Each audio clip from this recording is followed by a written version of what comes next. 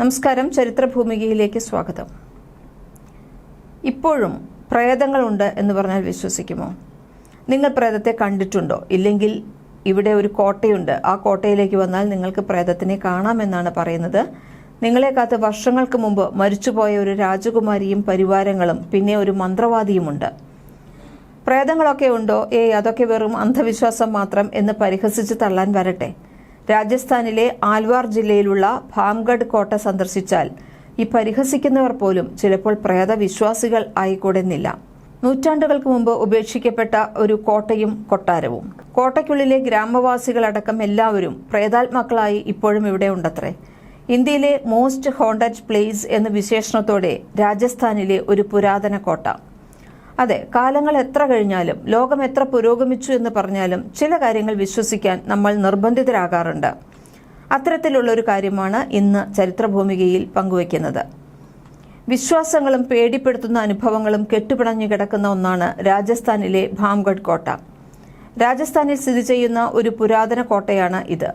ഇത് ഇന്ത്യയിലെ ഏറ്റവും ഭയമുണ്ടാക്കുന്ന സ്ഥലങ്ങളിൽ ഒന്നായാണ് കണക്കാക്കപ്പെടുന്നത്. ഇത് സന്ദർശിക്കാൻ ഏറ്റവും അനുയോജ്യമായ സമയം സൂര്യോദയം മുതൽ സൂര്യാസ്തമയം വരെ മാത്രമാണ്.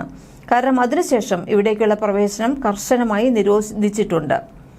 ആരെയും പേടിപ്പിക്കുന്ന അന്തരീക്ഷമാണ് ഇവിടെയുള്ളത്. ചുറ്റിലും പ്രേതങ്ങൾ ഉണ്ടെന്നാണ് വിശ്വാസം. ഇതിനെ ഒരു പ്രേത നഗരമായാണ് ആളുകൾ കണക്കാക്കുന്നത് തന്നെ. ആരോ നിരന്തരം നമ്മളെ നിരീക്ഷിക്കുന്നു എന്ന തോന്നലും കട്ടികൂടിയ വായുവുമൊക്കെ ഇവിടെ വരുന്ന സഞ്ചാരികൾ അനുഭവിച്ചറിഞ്ഞിട്ടുണ്ട് എന്നാണ് പറയുന്നത്. പ്രത്യേക അനുമതിയോടെ മാത്രമേ ഭാംഗഡ് കോട്ടയിലേക്ക് സഞ്ചാരികൾക്ക് പ്രവേശിക്കാൻ സാധിക്കുകയുള്ളൂ. എന്നാൽ വിദേശികൾക്ക് സാധാരണയായി ഇവിടേക്ക് പ്രവേശനം അനുവദിക്കാറില്ല. നമ്മുടെ ഇന്ത്യയിൽ, കേരളത്തിലും ഇന്ത്യയിലുമെല്ലാം എല്ലായിടത്തേക്കും ഏറ്റവും കൂടുതൽ നമ്മൾ വെൽക്കം ചെയ്യുന്നവരാണ് വിദേശികൾ. പക്ഷേ ഈ ഭാംഗഡ് കോട്ടയിലേക്ക് വിദേശികൾക്ക് അങ്ങനെ പ്രവേശനം അനുവദിക്കാറില്ല. വേണമെങ്കിൽ പ്രത്യേക പാസ് എല്ലാം ആവശ്യമാണ്. രാത്രിയായി കഴിഞ്ഞാൽ കോട്ടയിലേക്കുള്ള പ്രവേശനം വിലക്കിയിട്ടുമുണ്ട്. വളരെ മനോഹരമായ രീതിയിൽ നിർമ്മിച്ച ഒന്നാണ് ഭാംഗഡ് കോട്ട. വെള്ളച്ചാട്ടങ്ങൾ, മനോഹരമായ ഹവേലികൾ എന്നിവ കൊണ്ടും പ്രകൃതിയുടെ അതിമനോഹാരിത കൊണ്ടും ഏറെ ആകർഷകമായിരുന്നു അത്രേ ഭാംഗഡ് കോട്ടയുടെ പരിസരം. ജയ്പൂർ നഗരത്തിനും അൽവാറിനും ഇടയിൽ സരിസ്ക വന്യജീവി സങ്കേതത്തിൽ നിന്ന് 50 കിലോമീറ്റർ അകലെയാണ് ഈ ഭാംഗർ കോട്ട എന്ന സ്ഥലം സ്ഥിതി ചെയ്യുന്നത്. 17ാം നൂറ്റാണ്ടിൽ മഹാനായ മുഗൾ ജനറലായിരുന്ന അംബറിലെ മാൻസിംഗിന്റെ ഇളയ സഹോദരൻ രാജ മാധോ സിംഗ് ആണ് കോട്ട നിർമ്മിച്ചത് എന്ന് പറയുന്നു. മനോഹരമായ രാജകൊട്ടാരവും 9000-ലധികം വീടുകളുമാണ് ഇവിടെ ഉണ്ടായിരുന്നത്. 1720 വരെ ഇവിടെ ജനങ്ങൾ ഉണ്ടായിരുന്നു. പിന്നീട് ജനസംഖ്യ കുറഞ്ഞു വന്നു. 3 കോട്ടകളും 5 കൂറ്റൻ കവാടങ്ങളും വലിയ ഹവേലികൾ, ക്ഷേത്രങ്ങൾ, ചന്തകൾ എന്നിവയെല്ലാം ഉണ്ടായിരുന്നതിന്റെ അവശിഷ്ടങ്ങൾ കോട്ടയിൽ ഇപ്പോഴുമുണ്ട്. ഇന്ത്യയിലെ ഏറ്റവും പ്രേതബാധയുള്ള സ്ഥലങ്ങളിൽ ഒന്നായാണ് വാൻഗർ ഫോർട്ട് എന്ന് കണക്കാക്കപ്പെടുന്നത്. ശപിക്കപ്പെട്ടതായി പറയപ്പെടുന്ന കോട്ടയുമായി ബന്ധപ്പെട്ട നിരവധി ഐതിഹ്യങ്ങളുണ്ട്. എന്നാൽ 2 എണ്ണം പ്രാദേശിക ജനങ്ങൾക്കിടയിൽ വളരെ പ്രചാരത്തിലുള്ളവയാണ്.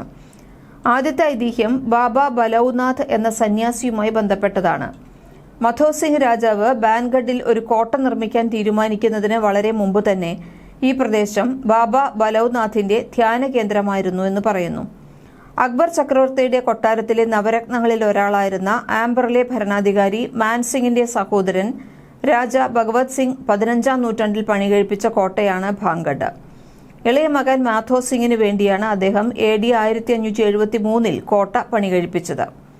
ആ കഥ ഇങ്ങനെയാണ്. രാജസ്ഥാനിലെ ആരവല്ലി മരനിരകൾക്ക് നടുവിൽ മനോഹരമായ ഒരു കൊട്ടാരം പണിയാൻ അവിടുത്തെ രാജാവ് ആഗ്രഹിച്ചു.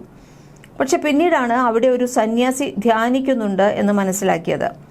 ഇതോടെ രാജാവ് തന്റെ ആഗ്രഹം സന്യാസിയെ അറിയിക്കുന്നു. രാജാവിന്റെ ആഗ്രഹത്തിന് സന്തോഷത്തോടെ സമ്മതം മൂളിയ സന്യാസി കൊട്ടാര നിമിത്തം തന്റെ ധ്യാനത്തിന് ഭംഗമൊന്നും വരരുത് എന്ന് മാത്രം രാജാവിനോട് ആവശ്യപ്പെട്ടു.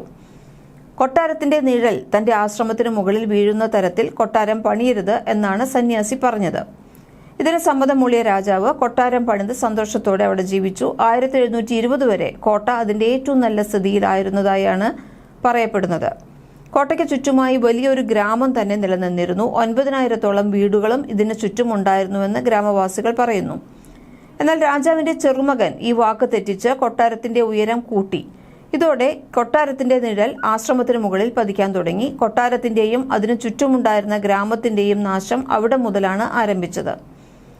ഗ്രാമത്തിലെ കെട്ടിടങ്ങളുടെ മേൽക്കൂരകൾ പൊളിഞ്ഞു വീഴുന്നത് തുടർക്കഥയായി മാറി. കൊട്ടാരത്തിൽ ദുർമരണങ്ങൾ സംഭവിച്ചു.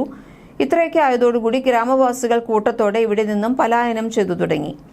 ഉപേക്ഷിക്കപ്പെട്ട നഗരത്തിൽ നിന്നും രാത്രികാലങ്ങളിൽ നിലവിളികൾ കേട്ടു തുടങ്ങിയെന്ന് പറയുന്നു. അതുവഴി പോകുന്നവർക്ക് അദൃശ്യ ശക്തികളുടെ സാന്നിധ്യം അനുഭവപ്പെടാൻ തുടങ്ങി. അസമയത്ത് അതുവഴി പോകുന്നവർക്ക് അപകടങ്ങളും ദുർമരണങ്ങളും സംഭവിക്കാൻ തുടങ്ങി.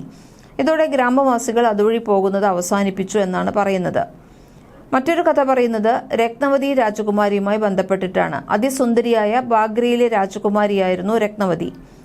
ഈ രാജകുമാരിയെ വിവാഹം ചെയ്യാൻ നിരവധി രാജകുടുംബങ്ങളിൽ നിന്നും ആലോചനകൾ വന്നിരുന്നു. അതേസമയം മാന്ത്രിക വിദ്യയിൽ വളരെയധികം പ്രാവീണ്യമുള്ളൊരു മാന്ത്രികൻ രാജകുമാരിയെ വിവാഹം കഴിക്കാൻ ആഗ്രഹിച്ചു. ഒരു ദിവസം രാജകുമാരി തന്റെ തോഴിമാർക്കൊപ്പം പുറത്തുപോയി അത്തർ വാങ്ങുന്നതിനായി കടയിലെത്തിയ രാജകുമാരിക്ക് മാന്ത്രികൻ വശീകരണ മന്ത്രം കലർത്തിയ പാനീയം നൽകിയെന്ന് പറയുന്നു. എന്നാൽ മന്ത്രവാദിയുടെ തന്ത്രത്തെക്കുറിച്ച് രാജകുമാരി അറിഞ്ഞു. അതോടുകൂടി പാനീയം അടുത്തുള്ളൊരു പാറയിലേക്ക് എറിഞ്ഞു കളഞ്ഞു. ഈ പാറ അതോടുകൂടി പെട്ടെന്ന് തന്നെ പൊട്ടി മാന്ത്രികന്റെ നേരെ ഉരുണ്ടുവന്നു. അതിനിടയിൽപ്പെട്ട മാന്ത്രികൻ ചതഞ്ഞ് മരിക്കുകയും ചെയ്തു. എന്നാൽ ചതഞ്ഞരഞ്ഞ് മരിക്കുന്നതിന് മുമ്പ് മാന്ത്രികൻ രാജ്യം ഉടൻ നശിപ്പിക്കപ്പെടുമെന്നും കോട്ടയുടെ പരിസരത്ത് പോലും ജീവിക്കാൻ കഴിയില്ലെന്നും ഈ നഗരത്തിനെ ശപിച്ചു കളഞ്ഞു. തൊട്ടടുത്ത വർഷം തന്നെ അയൽ രാജ്യമായ അജബഗഡ് ബാൻഗഡിനെ ആക്രമിച്ചു. രക്തരൂഷിതമായിരുന്നു ആ പോരാട്ടം. ബാൻഗറിലുള്ള എല്ലാവരും അജബഗഡ് സൈന്യത്തിന്റെ വാളിനിരയായി. രത്നാവതിയും കോട്ടയ്ക്കുള്ളിൽ കൊല്ലപ്പെട്ടു. രാജകുമാരിയുടെയും മാന്ത്രികന്റെയും പ്രേതം ഇപ്പോഴും കോട്ടയ്ക്കുള്ളിൽ അലഞ്ഞു തിരിയുന്നുണ്ട് എന്നാണ് പറയപ്പെടുന്നത്. ഈ ശാപത്തിന്റെ ഫലമായാണ് ഇന്നും ഇതൊരു പ്രേതാലയമായി നിലനിൽക്കുന്നത് എന്നുമാണ് വിശ്വാസം. പ്രേതബാധയുള്ള സ്ഥലമായി കണക്കാക്കപ്പെടുന്നതിനാൽ സൂര്യോദയത്തിന് മുമ്പും സൂര്യാസ്തമയത്തിന് ശേഷവും ഈ ബാൻഗർഹ് കോട്ടയിലേക്ക് സന്ദർശകർക്ക് പ്രവേശനമില്ല. ഇങ്ങനെയൊക്കെയാണെങ്കിലും ഇത് ഭയങ്കര മനോഹരമായ സ്ഥലമാണ്. ആരവല്ലി മലനിരകളുടെ ഭംഗി പകർത്തുന്നതിനും ഭാംഗഡ് കോട്ടയുടെ ശില്പചാതുരി ആസ്വദിക്കുന്നതിനുമായി നിരവധി സഞ്ചാരികൾ ദിവസേന രാജസ്ഥാനിലേക്ക് എത്തുന്നുണ്ട്. എന്നാൽ നശിച്ച നാമാവശേഷമായ ഒരു കൊട്ടാരവും അതിനെ ചുറ്റിപ്പറ്റി നിൽക്കുന്ന കുറേ കഥകളും ആത്മാക്കളെ കണ്ടതും അനുഭവിച്ചറിഞ്ഞതുമായ ഗ്രാമവാസികളുടെ അനുഭവ സാക്ഷികളുമാണ് ഭാംഗഡിലേക്ക് എത്തുന്ന സഞ്ചാരികളെ വരവേൽക്കുന്നത്.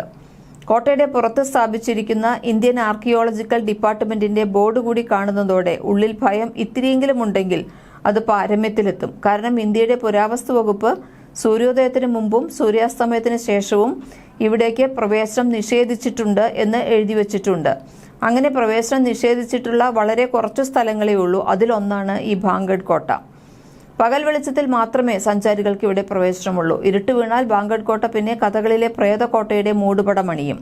നഷ്ടപ്രതാപത്തിന്റെ അവശേഷിപ്പുകളുമായി ആരവല്ലി മലനിരകൾക്ക് നടുവിൽ സ്ഥിതി ചെയ്യുന്ന ഭാംഗഡ് കോട്ട പ്രേതവേട്ടക്കാരുടെ അഥവാ ഗോസ്റ്റ് ഹണ്ടേഴ്സിന്റെ പ്രിയപ്പെട്ട ഇടമാണ്. സന്ധ്യ കഴിഞ്ഞ പ്രവേശനം ഇല്ല എന്നതുകൊണ്ട് തന്നെ പൊടിപ്പും തൊങ്ങലും വെച്ച നിരവധി കഥകളാണ് ഭാംഗഡ് കോട്ടയെ ചുറ്റിപ്പറ്റി നിലനിൽക്കുന്നത്. രാത്രികാലങ്ങളിൽ ഇവിടെ നിന്നും സ്ത്രീകളുടെ അലറിക്കരച്ചിലുകളും കൊലുസിന്റെ കിലുക്കവും കേൾക്കാറുണ്ടെന്നും അന്തരീക്ഷത്തിൽ ഒരു പ്രത്യേക മണം പരക്കാറുണ്ടെന്നും കോട്ടയുടെ പരിസരത്തെ ഗ്രാമവാസികൾ പറയുന്നുണ്ട്. ലോകത്തിലെ തന്നെ ഏറ്റവും ഹോണ്ടഡ് ആയിട്ടുള്ള സ്ഥലങ്ങളുടെ പട്ടികയിൽ ഉൾപ്പെട്ട സ്ഥലമാണ് ഭാംഗഡ്. വിദേശികൾക്ക് പ്രവേശനത്തിന് പ്രത്യേകം അനുമതി വാങ്ങേണ്ട ഒരു വിനോദസഞ്ചാര കേന്ദ്രം കൂടിയാണ് ഇത്. 5 വലിയ കവാടങ്ങളും 3 ഭീമാകാരമായ ചുറ്റുമതിലും ചേർന്നാണ് കോട്ടയും ചുറ്റുമുള്ള ഗ്രാമവും സംരക്ഷിച്ചിരിക്കുന്നത്. പ്രധാന കവാടത്തെ കൂടാതെ 4 കവാടങ്ങൾ കൂടിയുണ്ട് ഭാംഗഡ് കോട്ടയ്ക്ക്. Lahori gate, Ajmeri gate, Phulbari gate, Delhi gate എന്നിങ്ങനെയാണ് ഈ 4 കവാടങ്ങളുടെ പേരുകൾ. കോട്ടയുടെ പ്രധാന കവാടത്തിൽ തന്നെ നിരവധി ക്ഷേത്രങ്ങളുണ്ട്.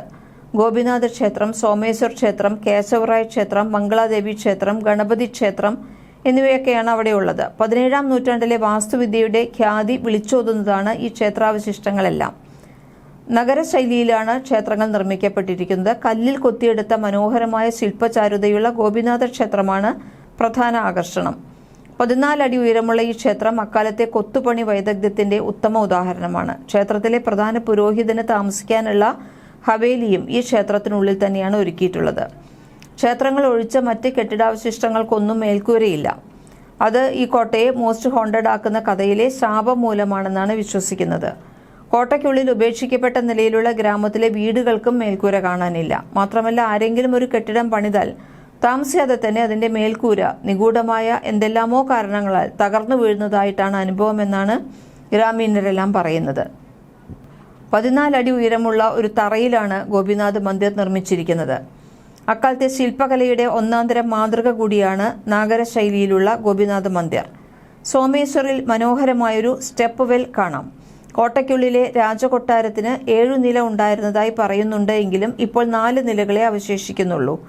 പുരോഹിതന്മാരുടെയും നർത്തകിമാരുടെയും താമസ സ്ഥലങ്ങളായ ഹവേലികളുടെ അവശേഷിപ്പുകളും വാൻഗഡ് ഫോർട്ടിൽ കാണാം.